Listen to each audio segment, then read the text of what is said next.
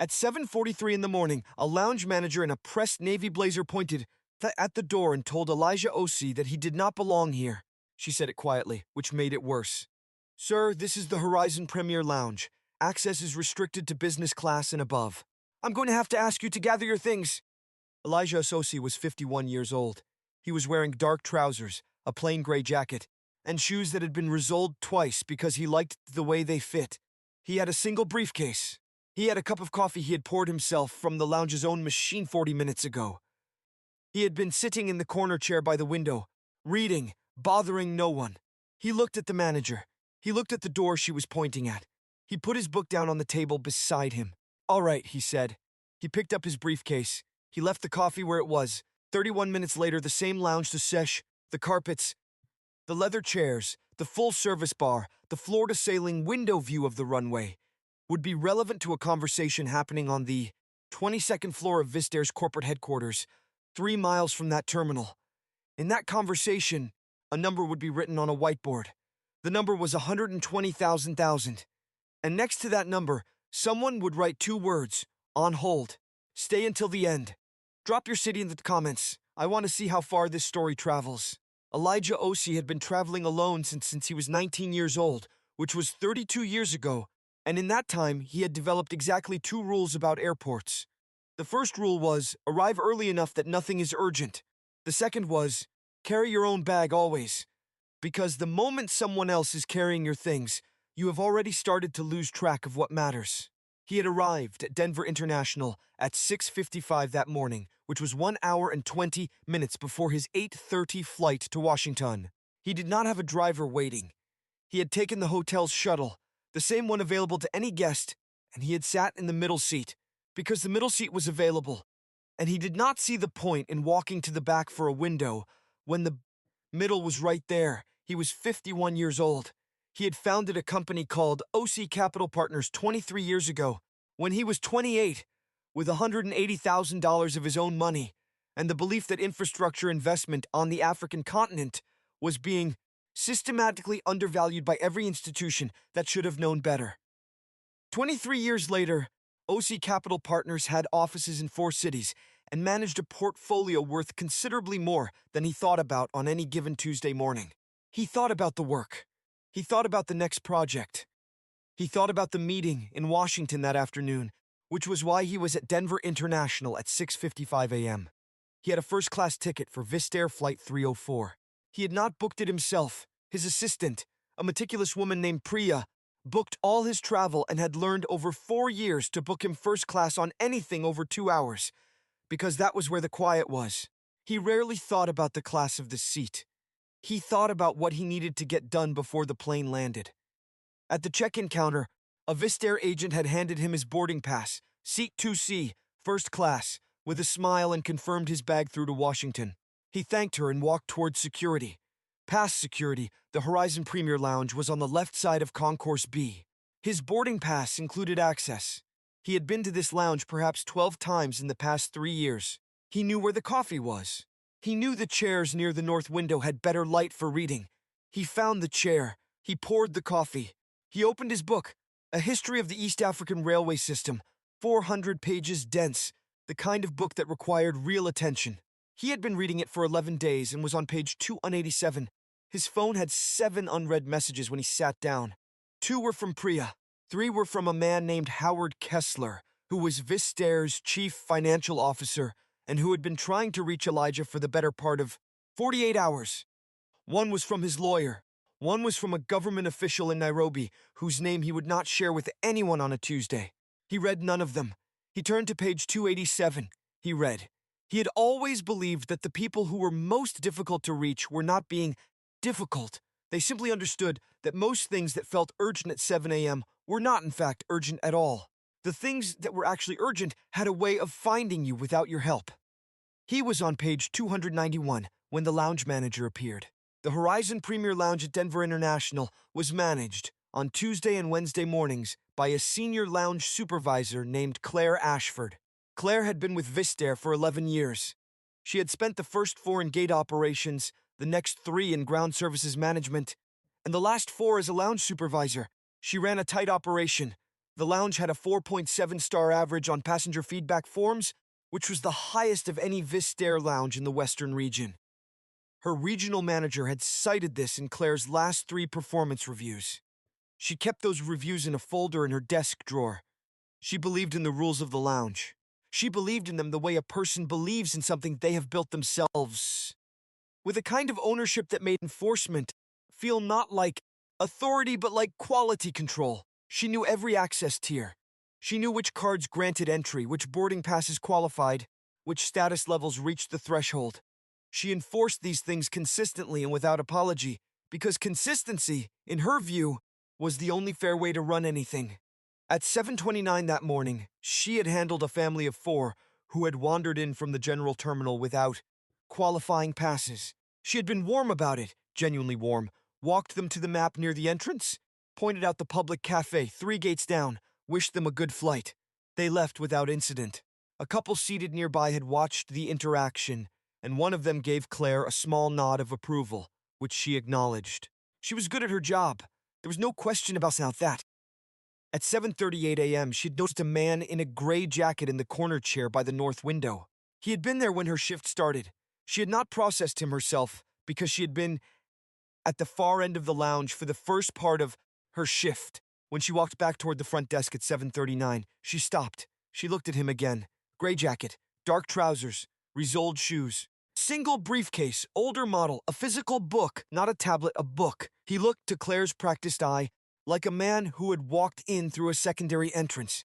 The Concourse B lounge had a secondary door that connected to the public terminal corridor, and Claire had dealt with 3 walk-ins through that door in the past month alone. She did not check the lounge's access log. The log would have shown that his boarding pass had been scanned at the main entrance at 7:02 a.m., 37 minutes ago, and that the scan had cleared without issue. She did not check it because the decision had already taken shape before she reached the desk. She walked to the corner chair. The departure board above the lounge entrance showed Flight 304 to Washington at 8:30 a.m. The time was 7:41 a.m., 49 minutes to departure.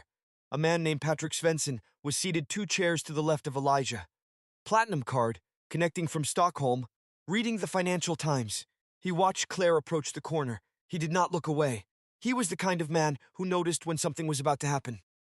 Claire Ashford stopped in front of the corner chair and waited for Elijah to look up. He looked up after a moment, the way a person looks up from a good book, not immediately, but when they reach a natural pause. "Good morning," she said, and her voice was professional, measured, the voice of someone about to manage a situation.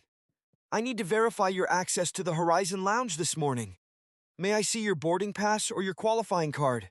Elijah reached into his jacket pocket and handed her his boarding pass. The one printed at the check-in counter 40 minutes ago. The one that said Vistair Flight 304, Seat 2C, First Class.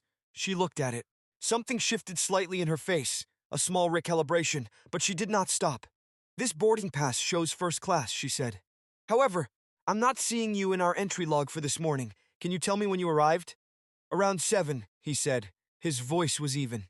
"The agent at the main entrance scanned my pass." Claire glanced toward the main entrance. She glanced back. "Our log may have a gap from the early shift handover. I want to make sure we have everything in order. Do you have a qualifying Premier card as well?" Lounge access at this tier requires either a business or first-class boarding pass and confirmation in our system. "The boarding pass is the confirmation," he said. "Our policy," Claire said, and her voice had found its policy tone now, not unkind but closed, "requires a lounge scan record and a qualifying document. If there's a gap in the scan record, I need to verify your eligibility independently. Without that verification, I can't confirm your access today." She looked at him directly. "I'm going to have to ask you to gather your things." Elijah looked at her for a moment. He looked at the boarding pass she was still holding. He looked at the door. He did not argue. He did not raise his voice.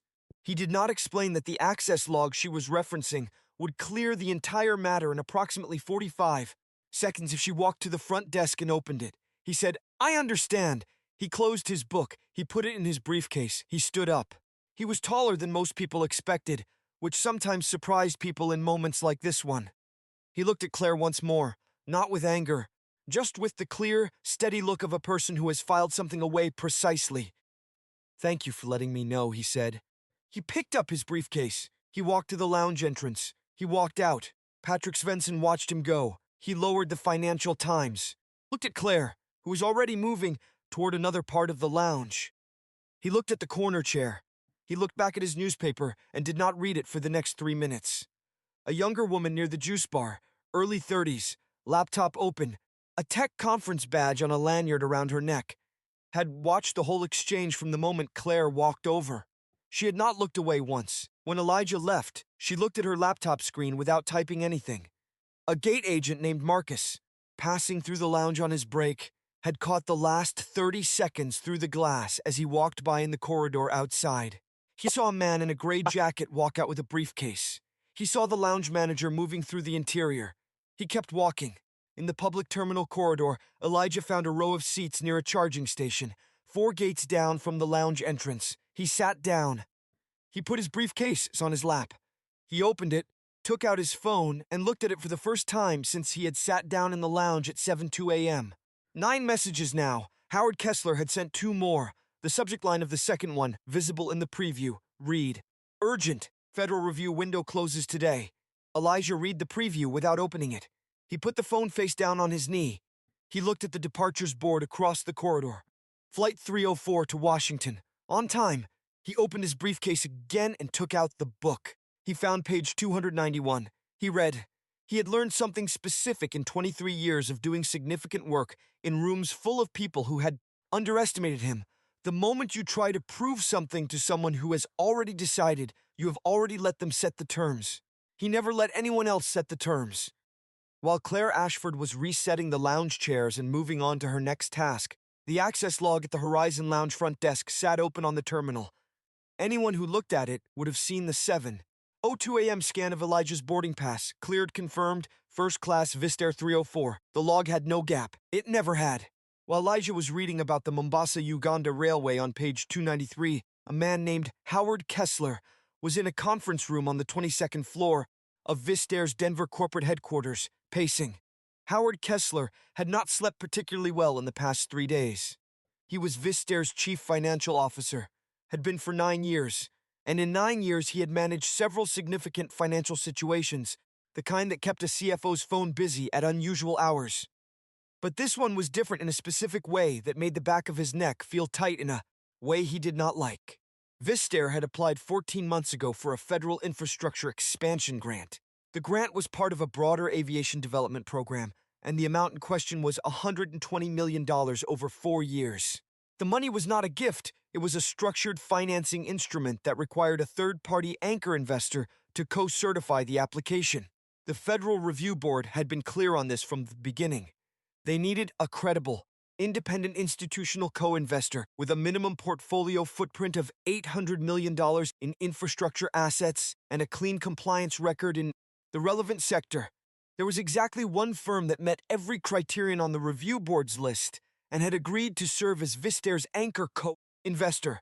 That firm was OC Capital Partners. Elijah OC had signed the preliminary co-investment letter 11 months ago. The final certification, a 2-page document that required his signature and a confirmation call with the Federal Review Board's program officer, had a window. That window had been extended twice already, once in March and once in May. The third extension had been denied. The window closed at 2 Eastern Time. It was currently 7:44 a.m. Mountain Time, which meant 9:44 a.m. Eastern, which meant Howard Kessler had 4 hours and 16 minutes. There were 4 people in the conference room on the 22nd floor. Howard, Vistair's general counsel, a woman named Denise Park, the VP of Government Relations, a man named Tom Hale, and a junior compliance analyst named Kofi Mensah, who'd been brought in because he had prepared the original grant application and knew every page of it better than anyone else in the building. Kofi was 26 years old. He had been at Vistair for 14 months. He had not spoken in the last 40 minutes. He had been reviewing something on his laptop, with a small vertical line forming between his eyebrows. "He's not answering," Tom said. He was his on 3rd attempt to call Elijah's cell. "He's probably in the air already," Denise said. "His flight doesn't leave until 8:30, Howard said. "He's in the terminal. Then why isn't he picking up?" Howard had no answer for that. He had worked with Elijah OC on 3 separate transactions over the past 6 years. He knew the man well enough to know that he answered his phone when he was ready to answer his phone, and not before, and that pushing the matter was not something that changed the timeline. What Howard did not know was that Elijah's phone was currently face down on his knee in a public terminal corridor 4 gates from the lounge that had just asked him to leave. Tom tried the number again. It rang 4 times. Voicemail. "Does anyone have his assistant's number?" Denise asked. Kofi looked up from his laptop. He had been quiet so long that the other 3 looked at him slightly surprised, as if they had forgotten he was there. "I have Priya's number," Kofi said. He cleared his throat. "But can I ask something first?" Howard nodded. Kofi turned his laptop around slowly. He had the Vistair Horizon Lounge's morning access log pulled up on his screen. He had been granted system access months ago for the grant compliance audit and had never removed himself from the permissions list. He pointed at the screen.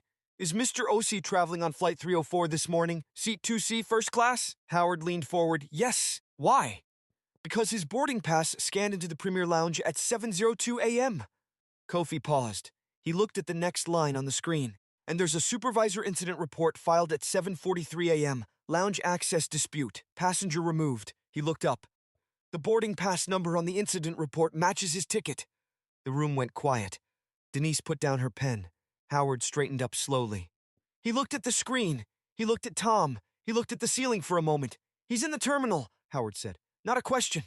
A fact." "Slowly arriving." "He's in the terminal," Kofi confirmed. "And based on the incident report timestamp, someone asked him to leave the lounge about 3 minutes ago." Howard picked up his phone. He did not call Elijah. He called the director of airport operations instead. While Howard was dialing, Kofi closed the laptop. He looked at the incident report one more time before the screen went dark. The supervisor's name was in the top right corner. He had read it 3 times now. He had not said it aloud yet. While Tom Hale was already moving toward the door to go down to the terminal himself, Patrick Svensson in the lounge was finally reading his newspaper again. But every 2 minutes, he looked up toward the corner chair by the north window, which was now empty. The departure board in the corridor where Elijah was sitting showed 8:30 a.m. on time. The time was 7:51 a.m. He was on page 296. Tom Hale found him at 7:58 a.m. He was the first one there because he had moved fastest from the 22nd floor and because he knew the terminal layout from 12 years of watching Vistair operations from every angle. He walked through the Concourse B corridor at something close to a full stride, which was noticeable enough that 2 people moved slightly out of his way without being asked. Elijah was in the 4th row of seats from the lounge entrance, briefcase on his lap, book open. He looked up when he heard Tom's footsteps slow. Tom Hale was 63 years old. He had been in government relations for 30 years and had stood in front of senators, trade committees, and regulatory boards without flinching. He was flinching slightly now, which Elijah noticed. "Elijah," Tom said. He was slightly out of breath. "Howard's been trying to reach you." "I know," Elijah said. He closed the book, the certification. "The window closes at 2 out Eastern. We need." "I know what you need," Elijah said. He stood up. He was calm in the specific way that a man is calm when he has been calm about more difficult things than this. "Why are you in the terminal, Tom?" "The headquarters is on Airport Boulevard." Tom hesitated for exactly 1 second. "We saw the lounge incident report." Elijah looked at him. He did not say anything for a moment. Then he nodded once, not with anger, just with the acknowledgement of a man who had filed something away and was receiving confirmation that his filing had been accurate. "Who pulled the report?" he asked. "Kofi Mensah, our compliance analyst." Elijah picked up his briefcase. "How old is he?" Tom blinked. 26, I think." "Good," Elijah said simply. He started walking toward the concourse exit. "Tell Howard I'll come up to the building before I board. I need 40 minutes. Tom fell into step beside him. "The certification document. Priya has a copy. I have a copy. We'll do the call with the program officer from Howard's conference room at 10 Cossie Eastern." "That's still 4 hours inside the window." Tom nodded quickly. Yes, that works. And Tom." Elijah did not slow down. "The incident report from this morning, I need it preserved. All of it. The access log scan, the supervisor's report, the timestamp. Don't let anyone clean up that file." Tom looked at him sideways. "What are you going to do with it?" Elijah walked out of the terminal corridor into the main concourse. He looked ahead. He answered Tom's question, but he said it the way he said most important things. Not dramatically, not loudly, just as a plain fact. "I'm going to use it." On the 22nd floor, Howard Kessler had just ended a call with Vistair's CEO, a man named Raymond Chu. The call had lasted 6 minutes. Howard had said two things that mattered. The first was that Elijah Osei was in the building, and the certification was going to happen. The second was about the lounge incident report. Raymond Chu had listened to the second part in complete silence. When Howard finished, Raymond said, "Who is the supervisor on the report?" Howard told him. Raymond said nothing for 4 seconds, then, "Get legal involved. Today." Howard Kessler met Elijah at the elevator bank on the ground floor of the Vistair headquarters building at 8:12 a.m.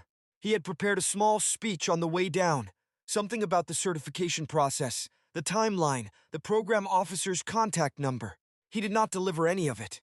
When the elevator doors opened and Elijah walked out, Howard saw the face of a man who did not need a briefing and offered none. "Howard," Elijah said. They shook hands. "Where's the conference room?" 22. Denise and Kofi are already up there. They rode the elevator without speaking about the lounge. Not because it did not matter. They both understood it mattered enormously. But because there was sequencing to consider, and the certification came first. That was the rule Elijah operated by: do the work, then handle what the work uncovered.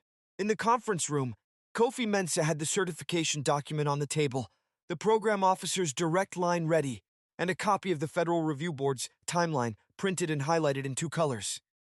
He stood up when Elijah walked in, the automatic response of someone who had just seen a name they had only known from documents become a person in a room. Elijah sat down. He read the certification document, all 2 pages, in 4 minutes. He asked one question, about the co-investment disbursement schedule in the 3rd clause. Kofi answered it without looking at his notes. Elijah nodded, picked up the pen, and signed. The call with the program officer took 11 minutes. The officer confirmed receipt of the signed certification at 10:17 a.m. Eastern. The $120 million grant application was formally validated. Howard let out a breath he had been holding for approximately 48 hours. Elijah capped the pen and set it down. "Thank you," Howard said. "I want you to know what happened this morning, the lounge. We are going to deal with that, directly and formally." "I know," Elijah said. "I've already spoken with Raymond. Legal is involved. The incident report is preserved. The access log shows the scan at 7:02. There was no gap. The supervisor made a decision without checking the system she had access to." Elijah was quiet for a moment. He looked at the conference room window, which faced east, and the morning was fully bright now, clean and flat and direct. He looked at it the way he looked at most things, which was with a patience that was not passive. It was the patience of someone who had already thought through what needed to happen next. "The budget review," he said. Howard looked at him. "Sorry?" "Vistair's Q4 operational budget, the infrastructure expansion line item. OC Capital's co-investment commitment is contingent on a final compliance review, which I have the right to trigger at any time within 30 days of the certification signing." He looked at Howard. "I'm triggering it now." Howard's expression did not change, but something behind it shifted. "That's a standard clause. Yes. The review will cover lounge access records for the past 18 months, incident reports filed by supervisory staff, any patterns in access disputes, and the demographics of the passengers involved." He paused. "If the review finds what I think it may find, the co-investment commitment will be held pending corrective action, which puts the $120 million grant disbursement on hold until the compliance conditions are met." "Elijah, I'm not canceling anything," Elijah said. He said it simply, not as a reassurance and not as a threat, just as the accurate description of what was happening. "I'm requiring that the money be attached to standards. That's what co-investors do." He looked at Howard. "Vistair has a good operation. You have good people. Kofi is clearly exceptional." He glanced at Kofi, who had been very still. "But a system that lets a supervisor remove a passenger from a space he legally entered without checking a log that was open on her own desk. That system needs attention before it costs someone more than a morning." Denise Park had been taking notes. She put her pen down. She looked at Howard. Howard looked at Elijah for a moment. Then he said, "I'll authorize the review myself. Full access to whatever records you need." "Good," Elijah said. He stood up. He picked up his briefcase. "I'll need to rebook my flight. The 8:30 is gone. We'll put you on the 11:15, Howard said immediately. "First class. Confirmed. I'll send someone to the lounge with you personally." Elijah looked at him. "I don't need someone to escort me into the lounge, Howard." Howard nodded. "Right, of course." Elijah looked at Kofi. "How long have you been at the company?" Kofi straightened slightly. 14 months. You pulled the access log. You saw the connection. You spoke up in a room full of people who had been trying to solve this problem for 48 hours. Elijah looked at him evenly. That's the work. Do that every time. Kofi said nothing, but he held the look. Elijah walked out of the conference room. In the Horizon Premier Lounge at Concourse B, Claire Ashford was managing the 9 a.m. rush. 3 late arrivals, 1 boarding gate change, 2 premium card renewals to process. She had not thought about the gray jacket since 7:45. The morning had moved on, the way mornings do. At 9:34 a.m., she received a call from the regional lounge director. The call lasted 4 minutes. The director told her, in careful and specific language, that the passenger she had asked to leave at 7:43 a.m. had a valid, scanned, confirmed first-class boarding pass, that the access log showed the scan at 7:02 with no gap or anomaly, and that the incident report she had filed was now part of a formal compliance review being conducted at the request of an external co-investor. She would be placed on administrative review effective immediately. A meeting would be scheduled for the following week. Claire sat down after the call. She looked at the access log on the front desk terminal, the same screen that had been open all morning. She found the 7:02 a.m. entry. She looked at it. She looked at the corner chair by the north window, which was currently occupied by a man reading the Wall Street Journal, unbothered, entirely at home. She looked back at the screen. Patrick Svensson had left on his connecting flight at 9:15 a.m., but before he boarded, he had done something small and specific. He had walked to the front desk and asked to speak with the lounge manager. When Claire came to the desk, he had said without preamble, "The man in the corner this morning, gray jacket. He was reading a book. Whatever happened with him, you should look into it." And then he had picked up his bag and walked to the gate. He did not know what his words would or would not change. He said them anyway. On the 11:15 Vistair flight to Washington, Elijah Osei sat in seat 3A. He had chosen it himself. Not 1A, not the front row, seat 3A, window left side, where the angle from the glass caught the wing cleanly. He'd like to watch the machinery of flight from that angle. He always had. He took out the book. He found page 296, the Mombasa-Uganda Railway. He had 4 hours. Before the flight leveled out above the clouds, Priya sent him a message. Howard's office confirmed the compliance review is authorized. Kofi Mensah assigned as point of contact. Howard wants to know if you'd like to be kept updated on the process. He replied, "Yes, tell Kofi I'll read his first report personally." He put the phone away. He read. He had spent 23 years building something that did not need him to announce itself. The work announced itself. The numbers announced it. The contracts announced it. The 31 people on OC Capital's payroll. The 14 funds under management. The 4 offices in 4 cities. All of it announced it, every day, without him raising his voice once.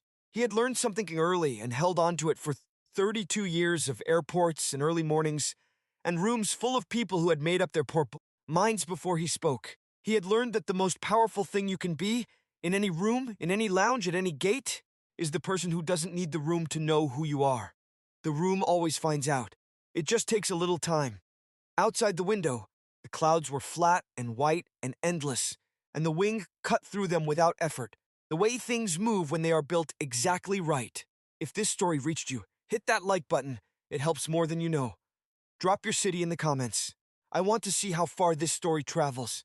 And subscribe, because the next story is already waiting above the clouds.